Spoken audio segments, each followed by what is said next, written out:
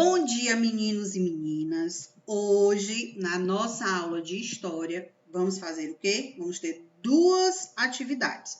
Correção do que a gente já fez anteriormente, página 33 e 66, então, correção do que já foi passado, e a página 61, que é a importância do Brasil na Primeira Guerra Mundial. A gente vai ver de que forma o Brasil participou dessa guerra.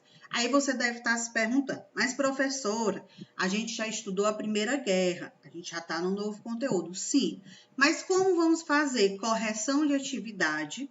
Vou colocar uma informação a mais sobre a Primeira Guerra, lembrando a vocês que essa questão do Brasil participar da Primeira Guerra não foi assim em grande proporção, que a gente vai ver isso. Por que o Brasil não é comentado dentro desse assunto? É só uma informação extra, porque é o nosso país, país que a gente mora, então é mais uma questão de curiosidade para ver qual foi a posição do Brasil durante a Primeira Guerra. Vamos começar fazendo a chamada, então, bonitos e bonitas, respondam. Bora lá. Alisson. Presente. Ana Letícia.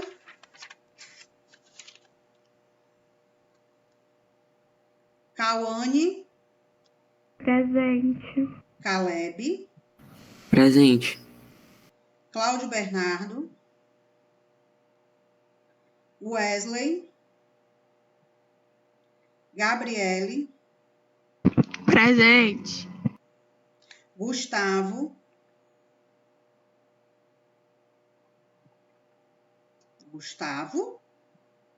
Ingrid. João Gabriel. José Guilherme.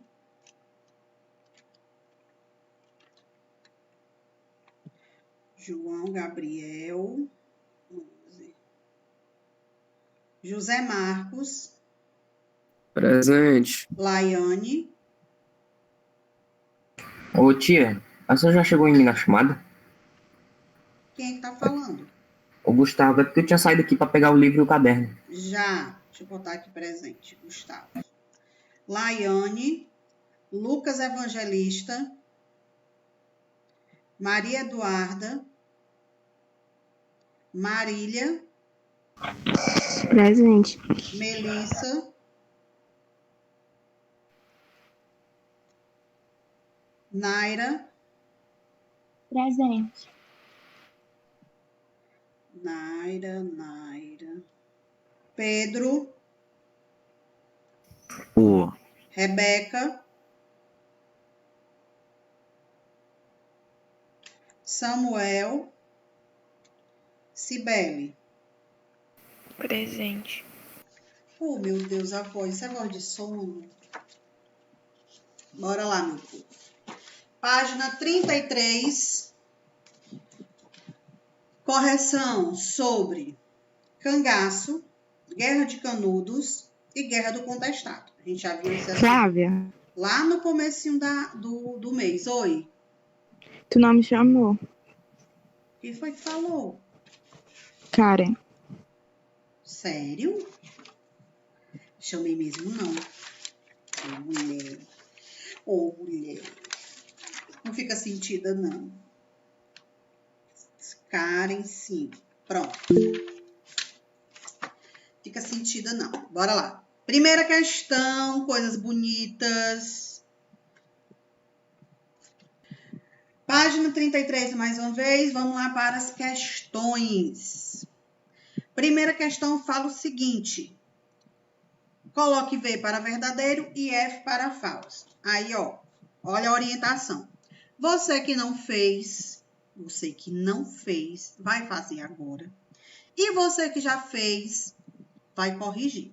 Professor, eu já fiz e já enviei. Preciso reenviar? Não, não preciso. Você vai só fazer a correção no seu caderno. Eu não enviei ainda. Pode ser só as respostas? E aí, pode ser só as respostas? O que é que vocês acham? Não. Pergunta e resposta. Perguntas e respostas. Até porque as questões, elas são pequenas. E deixem de preguiça. Item A fala assim, ó. As comunidades de Canudo e Contestado tinham em comum a religiosidade popular e a messiânica, além da autonomia em relação ao poder constituído. Verdadeiro ou falso?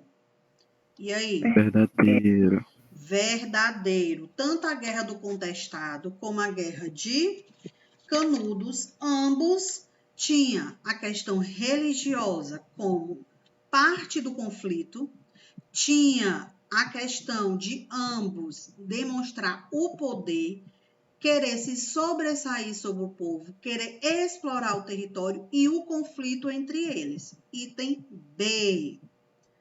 A Guerra de Canudos foi motivada pelo temor oligárquico diante da autonomia dos sertanejos e seu modo de vida comunitário. E aí? Verdadeiro ou falso? Verdadeiro. Verdadeiro. Aí o que a gente tem que lembrar em questão da Guerra de Canudos.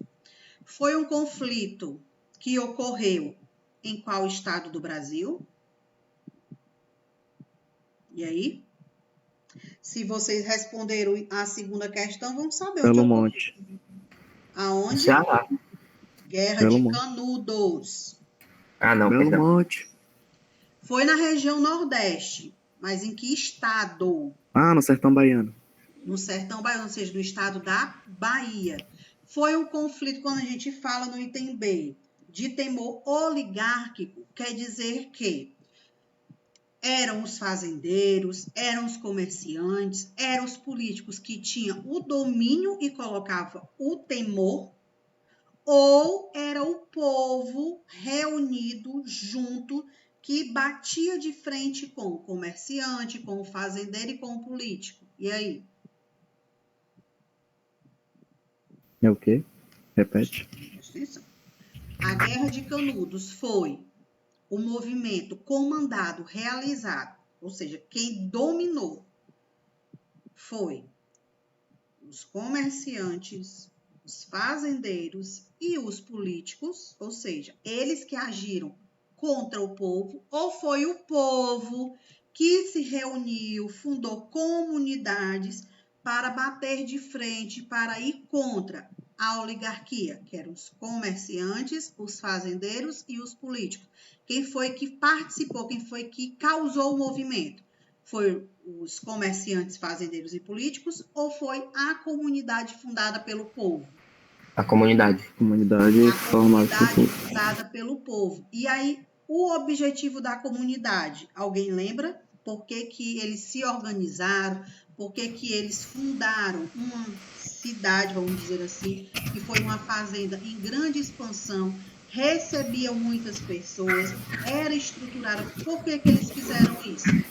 E aí? Para se reunir, tipo, se preparar para a viagem. Se preparar para a viagem. Viagem para onde? Vixe, agora você me pegou aqui, peraí.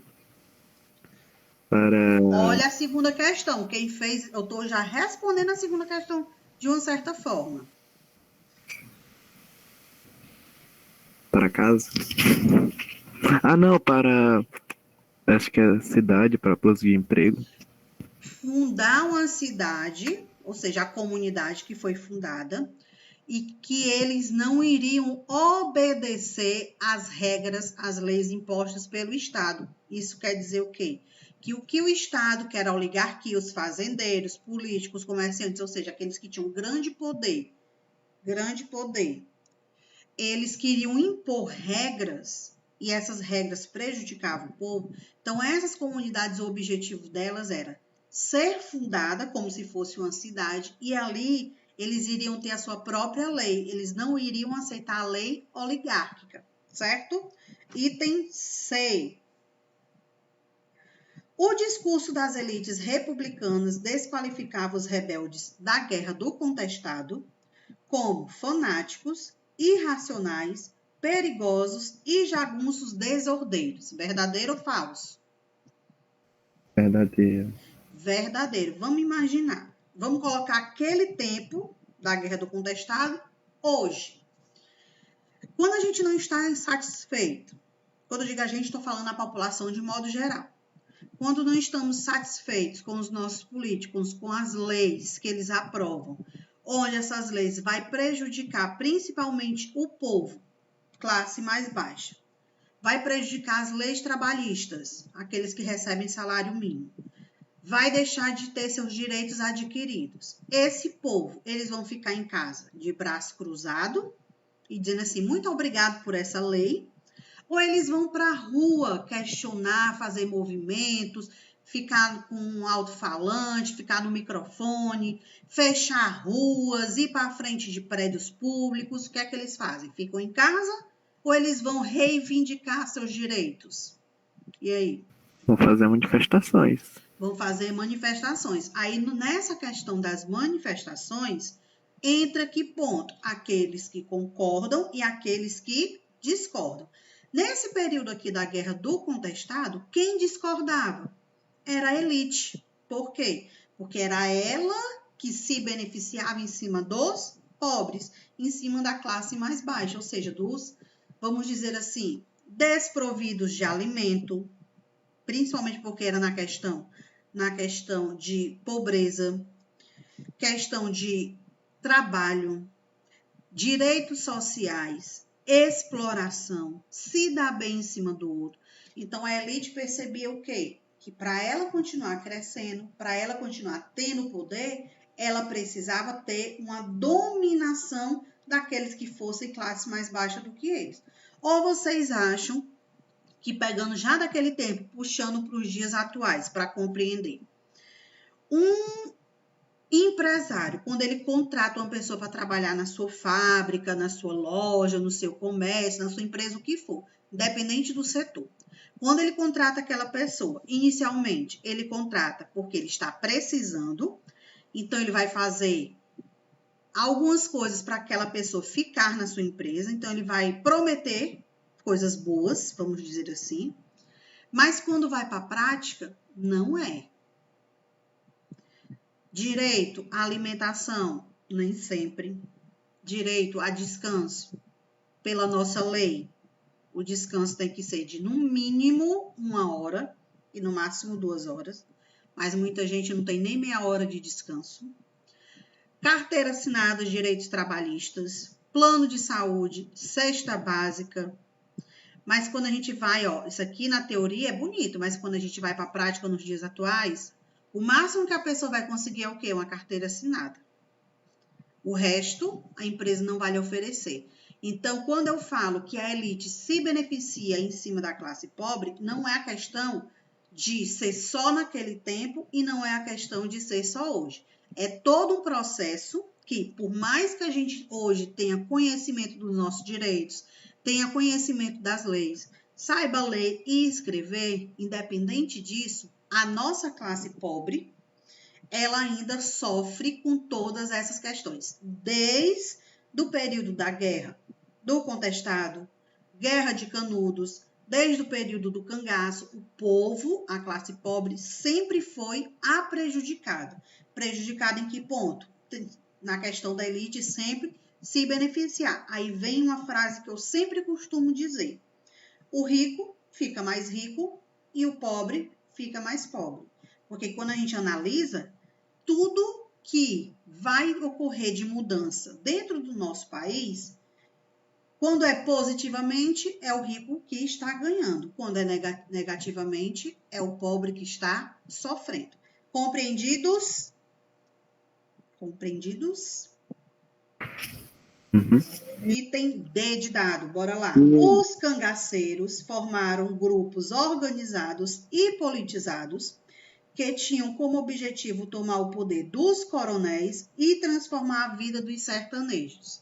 Verdadeiro ou falso? Falso. Falso. Qual era o objetivo dos cangaceiros? E aí? Se é falso, a gente tem que saber por que ele tá falso. Assaltos enquanto. agressões aos proprietários rurais. Peraí, Cauane, fala de novo, que o Pedro cortou na hora. Vai lá. Assaltos afetados aos proprietários rurais e os coronéis, essas coisas. Cauane, eu vou até botar aqui no pausa, recapitulando. Guerra de Canudos, Guerra do Contestado e Cangaceiro, que é a nossa primeira questão. O item D, o cangaço, ele está falso simplesmente, vamos usar essa palavra, porque o objetivo dos cangaceiros, aí pegando o Lampião e a Maria Bonita, que fizeram parte desse movimento, Lampião foi o principal cangaceiro mais importante dentro do Nordeste, aquele que fez toda a manifestação, rebelião e colocou terror dentro das cidades. O objetivo era ter dinheiro, produtos, no caso, alimento, para as famílias do sertão nordestino que sofriam com a escassez de água, ou seja, a falta de chuva. Então, Lampião, ele invadia as cidades para roubar os comércios, alimento, sequestrava políticos, fazendeiros para pedir dinheiro em troca. O bando ajudava em algumas cidades aquele povo que estava sendo explorado pelos coronéis. Então, quando o item D diz que os cangaceiros formavam grupos organizados e politizados, está errado porque o grupo ele não era político. Fica errado nesse ponto, nessa questão. Ok? Então, primeira ficou verdadeiro, verdadeiro, verdadeiro e falso. Segunda questão. Agora, na segunda questão, a gente precisa ter uma atenção redobrada. Só uma pergunta. Quem não fez? Não vão falar, né? Coisa bonita. Aí, se eu perguntar agora, quem fez? Eu, titia, eu. Eu acho tão lindo. Olha, chega, aparece aqui, ó. Eu. Tenho vergonha. Bora lá, o primeiro... Samuel foi sincero, dizendo que não fez. Gostei da sinceridade. Bora lá, primeira questão. Primeira não, desculpa, segunda. Complete a ficha abaixo com as informações da Guerra de Canudos, Guerra de Contestado e Cangaço. Vamos fazer primeiro de cada um, tá? Começando com a Guerra de Canudos. A data, quando ocorreu? 1896 a 1897. Isso significa que foi a duração de 1 ano. Então, você vai só observando aí, que eu vou falar as respostas e você confirma se fez certo ou não. Se você não fez, vai anotando. Local da Guerra de Canudos, Bahia. Então, foi de 96 a 87, 1896 a 1897, durou 1 ano. Local, Bahia. Composição social, ou seja, quem fez parte desse movimento? Quais foram as camadas da sociedade? Nós temos sertanejos pobres, aí entre parênteses você vai colocar, principalmente ex-escravo. Sertanejos pobres, aí entre parênteses você vai colocar principalmente ex-escravos. Qual foi o ano que a Lei Áurea aboliu a escravatura no Brasil? Vocês lembram? Eu acho que foi em 1888. 1888. Se a Guerra de Canudos foi em 96, então nesse período já não tinha mais a escravidão, vamos usar assim, dentro do nosso território. Os escravos já haviam sido libertos. Por não ter condições financeiras, porque eles não receberam pelo seu tempo de trabalho, eles não recebiam nada por estarem trabalhando, então era considerado essa questão escrava exatamente por isso, mão de obra explorada. Quando eles tiveram a sua libertação, ou seja, a Lei Áurea libertou os escravos, muitos deles não tinham condições de se manter na cidade, foram com destino ao sertão, com destino ao interior, começaram a se mobilizar em saques. Quando eu falo saques, não é sacar dinheiro, não. É roubar, furtar nas grandes cidades, ou seja, principalmente nos comércios. Então, o interior para eles era uma rota de fuga, roubavam da cidade e fugiam com destino ao sertão nordestino. Era uma forma de eles se protegerem e não conseguirem ser pegos, porque muitos dos soldados, dos coronéis, dos políticos, dos fazendeiros e dos comerciantes, muitos deles não sabiam entrar, vamos dizer assim, mata dentro do sertão.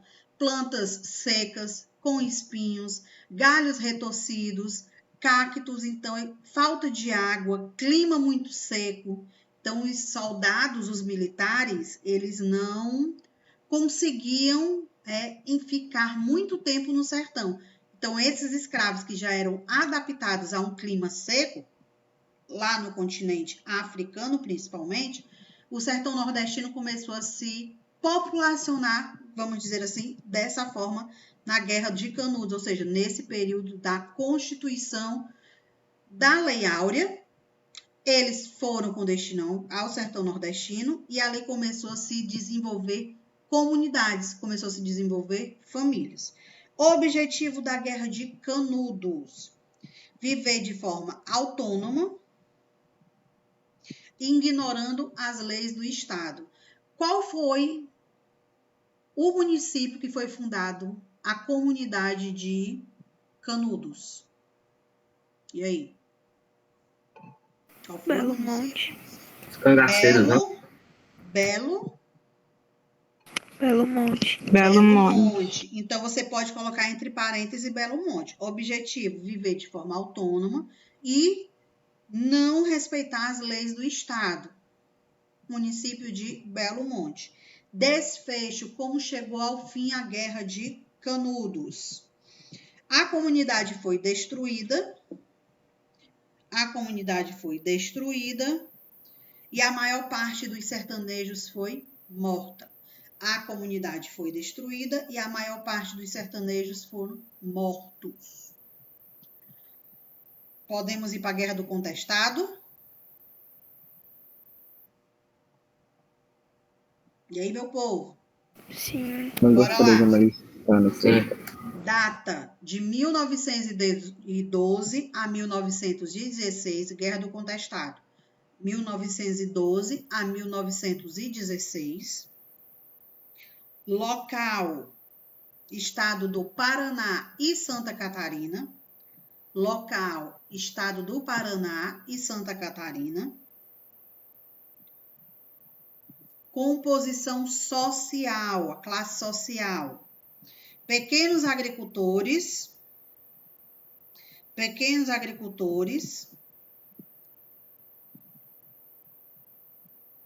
Objetivo: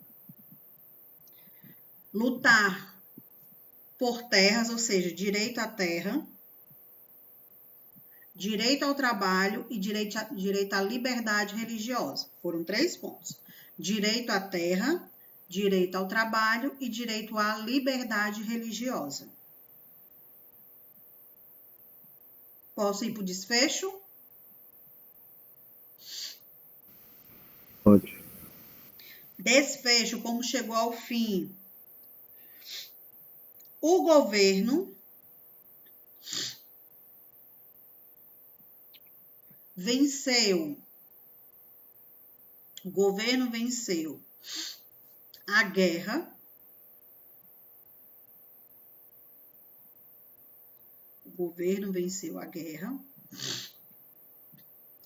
Levando ao massacre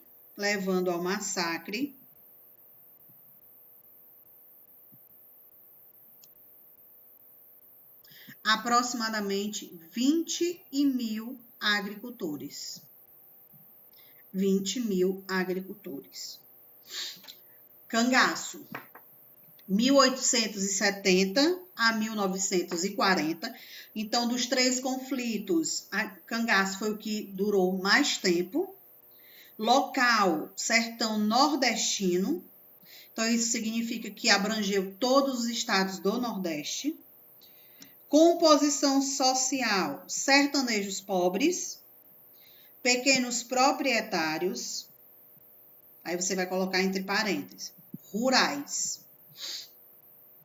Sertanejos pobres e pequenos proprietários, entre parênteses, rurais. Objetivo: assaltos, aí entre parênteses, você vai colocar. Comércio, fecha parênteses. Agressões, abre parênteses. Políticos, fazendeiros e comerciantes, fecha parênteses. Políticos, fazendeiros e comerciantes. Posso continuar? Pode. Para beneficiar o povo do sertão. Para beneficiar o povo do sertão.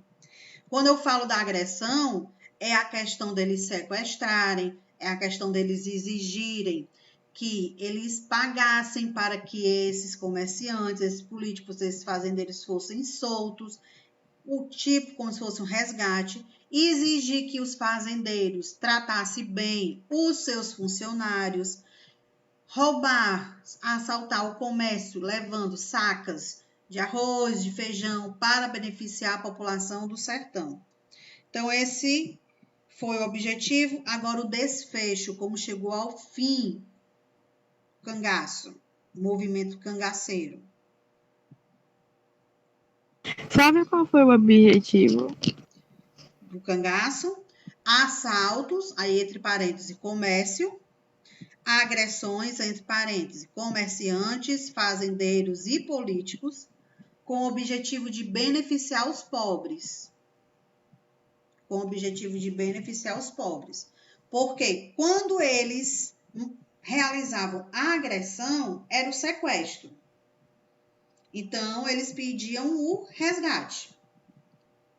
Dinheiro. Esse dinheiro ele ajudava, eles compravam alimentos e água para o povo do sertão nordestino. Os assaltos eram saquear as fazendas, os comércios, os galpões onde tinham as sacas de arroz, de feijão, de café. Então, eles pegavam aqueles produtos e levavam para o povo do sertão que estava o quê? Passando fome, que não tinha como se alimentar. E o desfecho do cangaço foi a morte de Lampião e Maria Bonita, que enfraqueceu o movimento.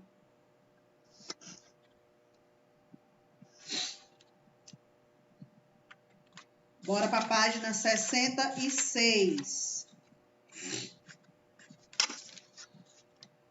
Primeira e segunda questão.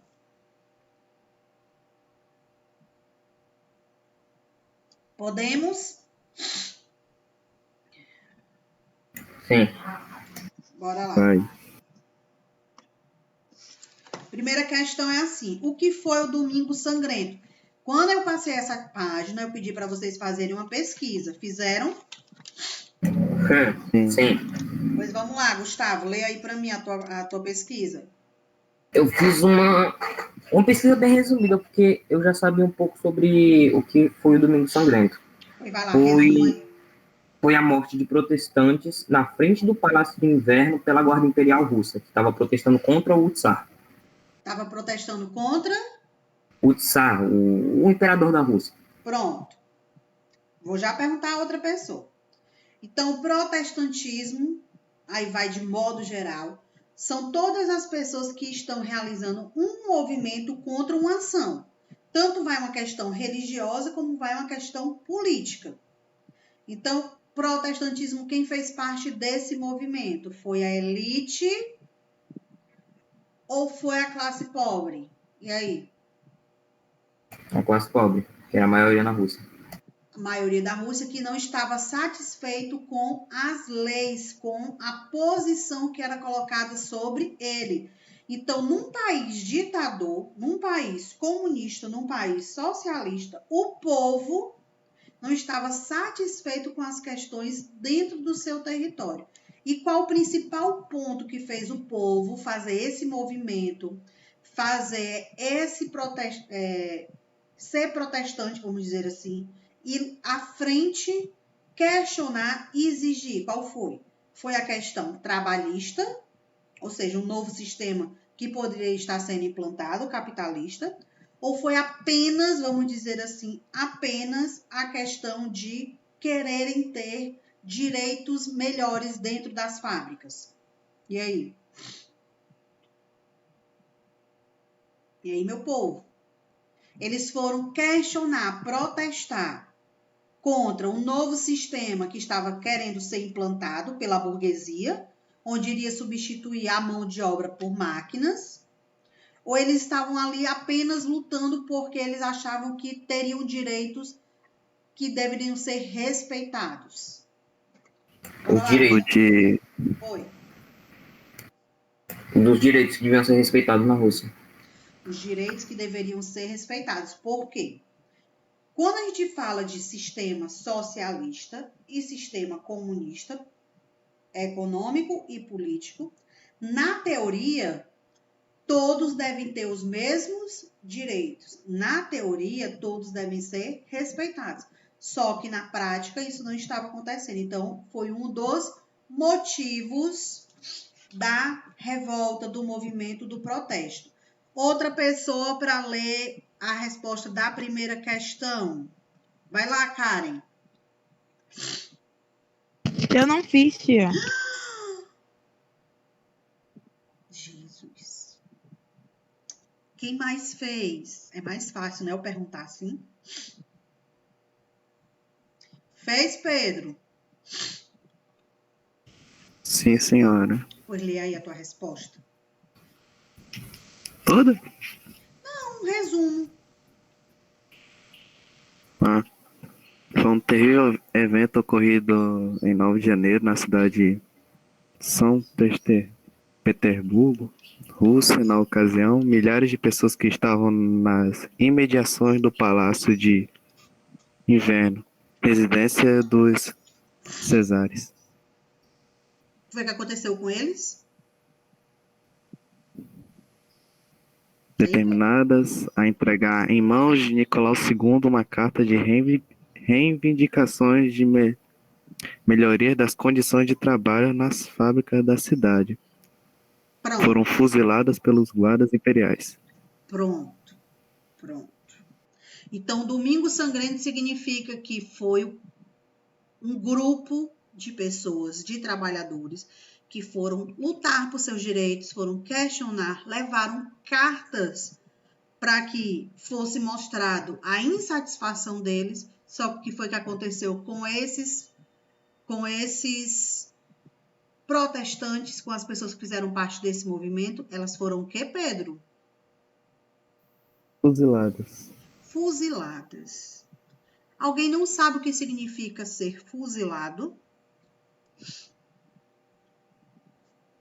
E aí, todo mundo sabe o significado da palavra fuzilamento? A pessoa foi fuzilada?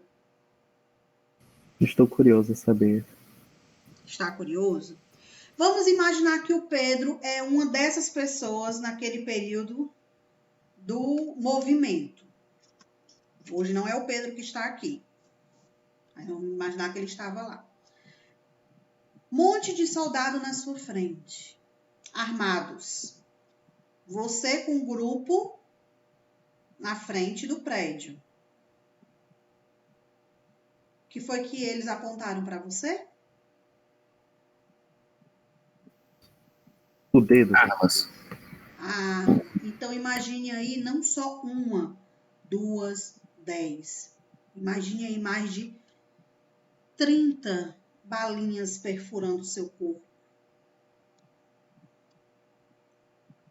Entendeu? O que é fuzilado não é dar um tiro, não é dar 2 tiros. É sair, como a gente usa hoje a palavra, metralhando todo mundo. Ou seja, matando sem dó. Ele não quer saber quem é que está ali. Sai atirando e em quem pegar, pegou, quantas forem. Então, o fuzilamento foi exatamente essa questão. Eles começaram a atirar em massa. Sem dó, ou seja, sem nenhum objetivo de tentar salvar alguém, porque ali o objetivo era realmente matar. Nossa segunda questão. Complete cada frase com a expressão correspondente. O item A é o nome pelo qual o regime absolutista da Rússia tornou-se conhecido. Qual é o nome do regime? Zarismo. B. a facção do Partido Social Democrata russo, que defendia a transição gradual da Rússia para o socialismo, foi chamado de Menchevique. mencheviques. C. Era um organismo deliberativo dos trabalhadores formado após a Revolução de 1905. Soviético. Lembrando que soviete era um grupo de elite ou era um grupo de pessoas pobres, Pessoas pobres. com o objetivo de lutar pelos seus direitos, ou seja, como se fosse um grupo de conselho, como se fosse um partido. Item D. Derrubou o czarismo na Rússia. Revolução de Fevereiro. Revolução de Fevereiro. Então, essas duas páginas, quem já enviou não precisa enviar. Fez só a correção. Quem não enviou, você vai ter que enviar na pasta correspondente a essas atividades. Não é da aula de hoje. Você vai olhar lá no CLES, a pasta correspondente a essas atividades, certo? Agora a gente vai para a página 61, que é a questão do Brasil na guerra, na Primeira Guerra. Dá para vocês verem o texto? Dá para enxergar o texto aqui na tela? Dá. Ô, tia, repete aí a página. 61. A senhora não sou essa página. Ei, Flávia. Oi. Flávia, Oi. a senhora não passou essa página, né? Passei, não. Eu falei lá no Não tá começo. aqui. Classe, a gente hoje, correção, página 33 e 66, e a página 61, que eu ia falar sobre a participação do Brasil na Primeira Guerra, que é uma curiosidade, e a gente ia fazer duas questões com relação a ela, tá? Então, bora lá. O Brasil na Primeira Guerra Mundial, temos o seguinte: quando estourou a guerra na Europa, em 1914, o governo brasileiro assumiu uma posição de neutralidade. Isso quer dizer o quê? Que ele não quis ficar do lado de nenhum grupo, nem a Tríplice Entente e nem a Tríplice Aliança. Na questão do Brasil era ficar neutro, não queria se meter nesse conflito, mantendo relações diplomáticas e comerciais com todas as nações beligerantes. Segundo parágrafo. Porém, a travessia do Atlântico se tornou perigosa e os países da Entente impuseram restrições às nações que mantinham contato com a Alemanha. Isso afetava as vendas do café, principal produto de exportação do Brasil na época. Em 1917, navios brasileiros foram atacados por submarinos alemães. Olha os alemães mais uma vez. A gente viu lá na Primeira Guerra que... os navios americanos, eles foram atacados por quem? Navios alemães. Pelos alemães, que foi o motivo dos Estados Unidos entrar na Primeira Guerra Mundial. Em qual foi o ano que os Estados Unidos entrou na Primeira Guerra? 1917, eu acho. 1917. Foi o mesmo ano que a Rússia saiu da guerra. Foi por esse motivo, porque os Estados Unidos entrou, que a Rússia saiu? Não. A Rússia saiu da Primeira Guerra por questões de conflitos dentro do seu território. Ele então precisava ter o poder restabelecido. Se afastou por isso. Quando os Estados Unidos entrou na Primeira Guerra Mundial, ele foi para o bloco da Tríplice Aliança ou da Tríplice Entente? Tríplice Entente. Tríplice Entente, mas a gente tem que relembrar que lá na Tríplice Entente, tinham dois países que os Estados Unidos, antes de entrar na guerra, tinham medo que eles não pagassem o que eles estavam comprando. Quais eram esses dois países? França e Reino Unido. França e Reino Unido, mas a partir do momento que os navios americanos estavam levando produtos para esses dois países, na Europa, foram atacados, os Estados Unidos não pensou na questão comercial, ou seja, no que os dois países estavam lhe devendo, mas sim na questão do ataque que ele sofreu por até então está neutro dentro dessa guerra, dessa situação. Aí o Brasil continuou em 1917. Navios brasileiros foram atacados por submarinos alemães no Oceano Atlântico, levando o Brasil a declarar guerra contra a Tríplice Aliança. Eu vou parar bem aí. Quando eu falo essa questão do Brasil declarar guerra à Tríplice Aliança, ou seja, declarar guerra a um país, especificamente a Alemanha, o que é que a gente pensa no nosso território? O Brasil tinha armamento suficiente para uma guerra? Tinha soldados preparados para uma guerra? Tinha parceiros para lhe apoiar na guerra? Então, o que é que o Brasil quer declarar guerra para um país? O que foi que aconteceu com o Brasil? O Brasil foi atacado. Vocês sabiam disso? Que o Brasil foi atacado? Especificamente lá no Rio de Janeiro? Essa eu não sabia, não. Pensei que eles só tinham mandado um médico lá para a Europa. Não, o Brasil foi atacado. Os navios lá no Rio de Janeiro, eles estavam se preparando para mandar essas tropas com profissionais da saúde. E aí o navio foi atacado. O que foi que o Brasil fez? Continuou?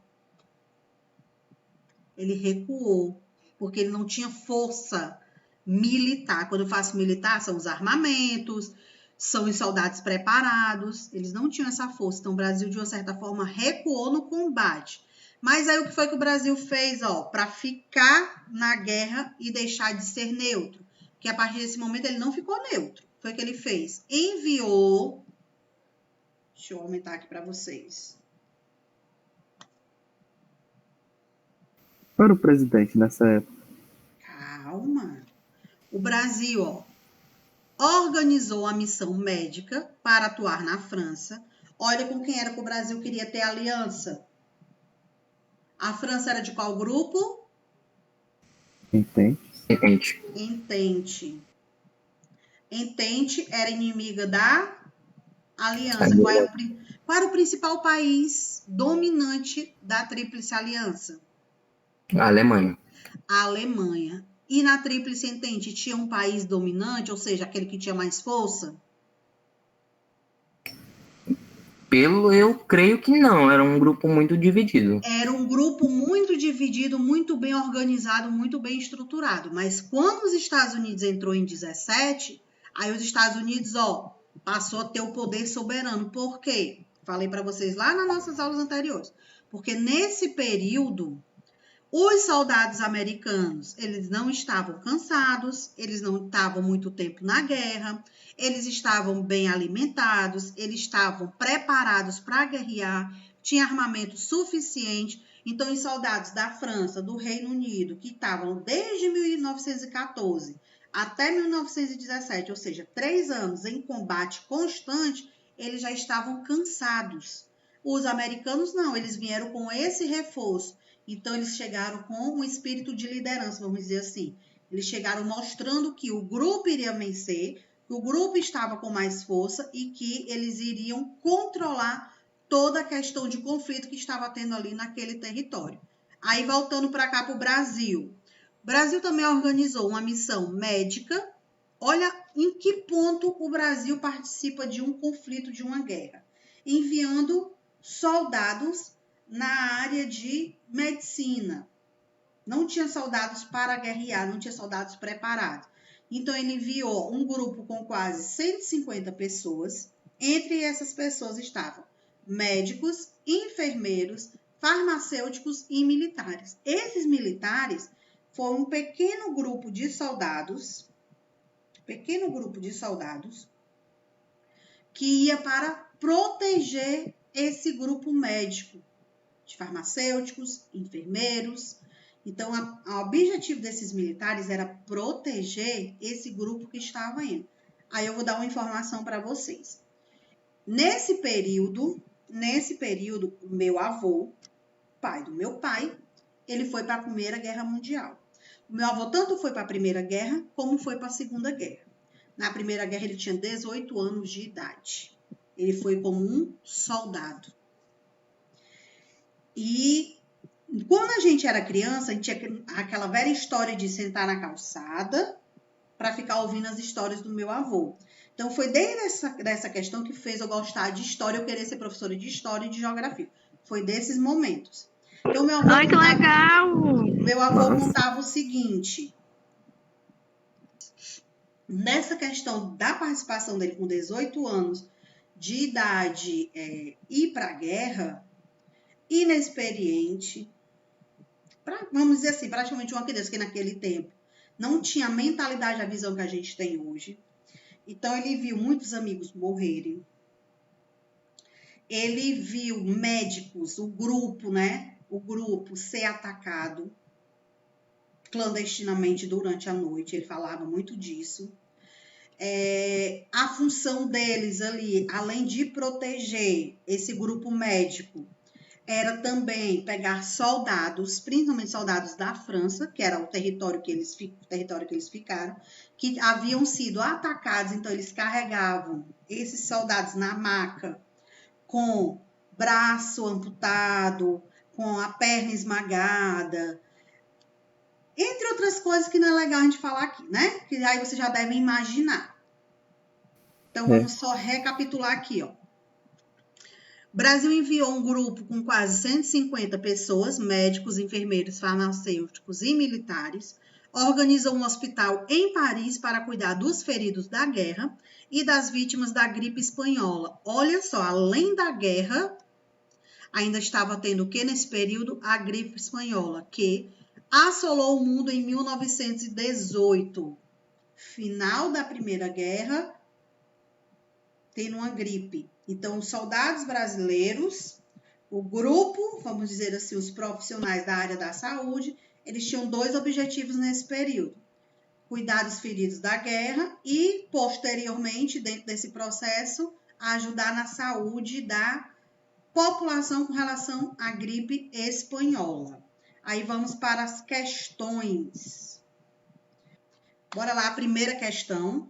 Flávia, Vai lá. Fala, meu povo. Escreva V para verdadeiro e F para falso. Deixem de preguiça. Item A.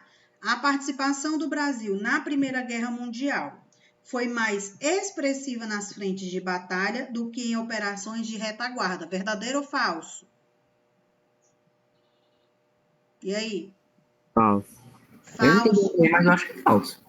É falso. O item A está dizendo o seguinte: o Brasil, na Primeira Guerra Mundial, ele foi para frente de combate ou ele ficou ali na proteção e cuidando da questão dos soldados que haviam sido machucados, protegendo os farmacêuticos, médicos, enfermeiros para cuidar dessas pessoas? Eles foram para frente de combate ou eles ficaram responsáveis por proteger esse grupo de brasileiros? E aí? Proteger esse grupo de brasileiros. Então, o item A ele se torna falso por isso, porque o Brasil não esteve à frente da guerra. Ele esteve na retaguarda. Item B. O Brasil entrou na Grande Guerra, lembrando a vocês que quando a gente fala de Primeira Guerra Mundial, pode ser Primeira Guerra, pode ser também chamado de Grande Guerra. Após seus navios serem atacados pela Alemanha. Verdadeiro ou falso? Verdadeiro. Verdadeiro. C. A entrada do Brasil na guerra poderia fortalecer sua posição no cenário internacional. Falso. Oi? A entrada do Brasil na guerra poderia fortalecer sua posição no cenário internacional. E aí? Falso.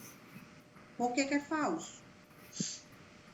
Poderia, mas o Brasil ele não conseguiu melhorar.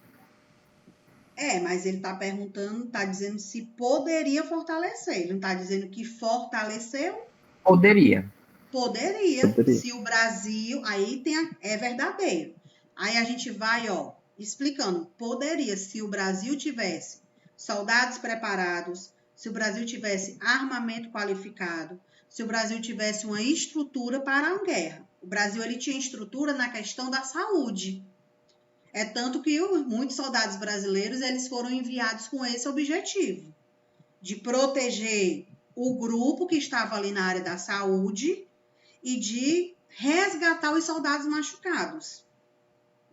Era só esse o objetivo do Brasil dentro da participação do Brasil dentro da Primeira Guerra. C, é verdadeiro.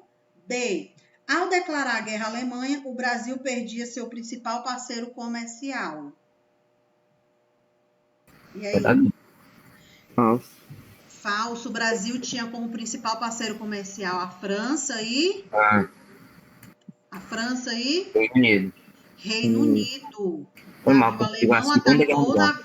Navio alemão atacou tanto os navios brasileiros como o navio americano. Só que os americanos tinham preparamento para uma guerra, o Brasil não.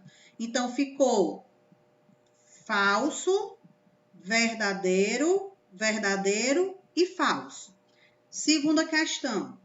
Na Primeira Guerra, houve brasileiros que apoiaram a Entente.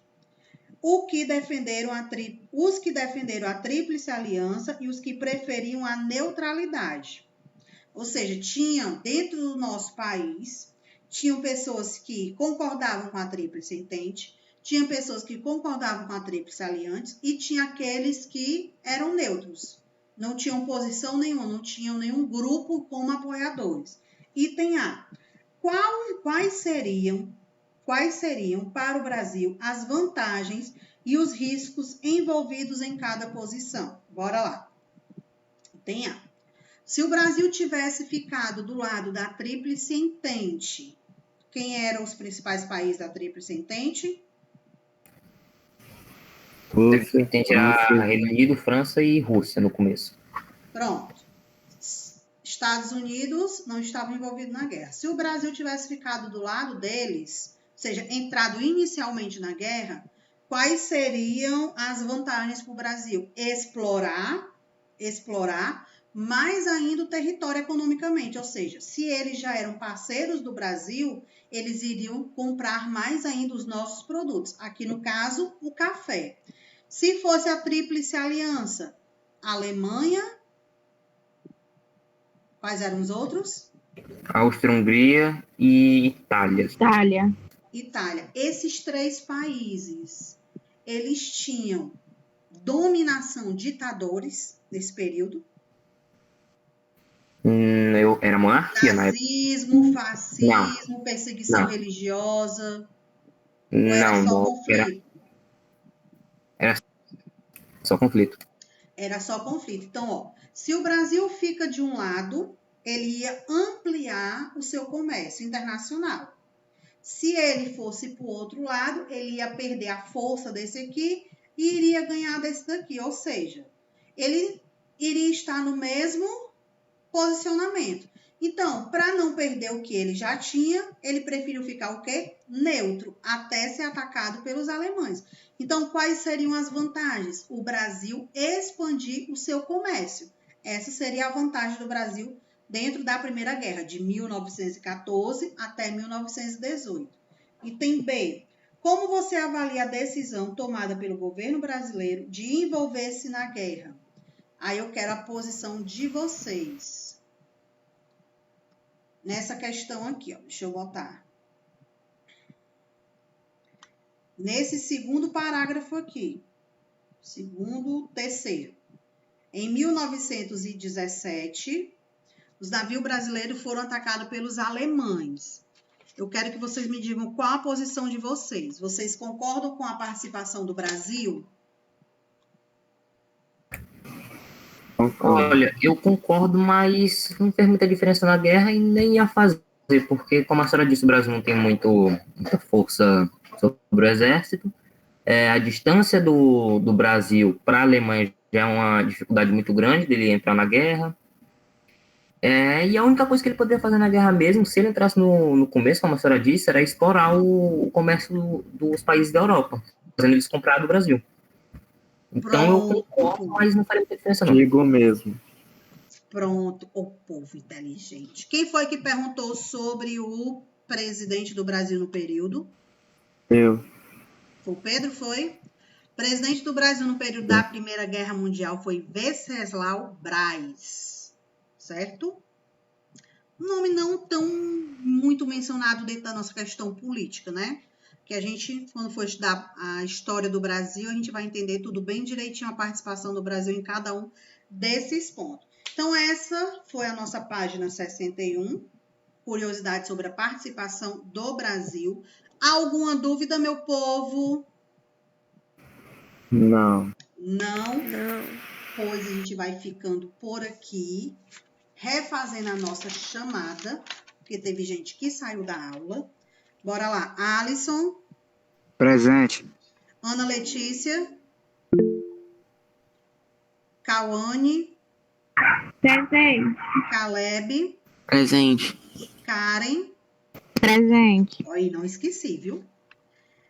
Cláudio Bernardo, Francisco Wesley, Gabriele, Gustavo, Presente. Ingrid,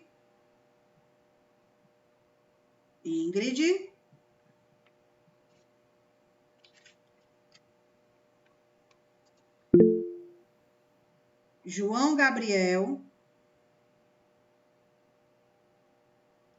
José Guilherme, José Marcos, Presente. Laiane, Lucas Evangelista, Maria Eduarda, Marília, Presente. Melissa, Naira, Pedro, Presente. Rebeca, Samuel, Sibeli.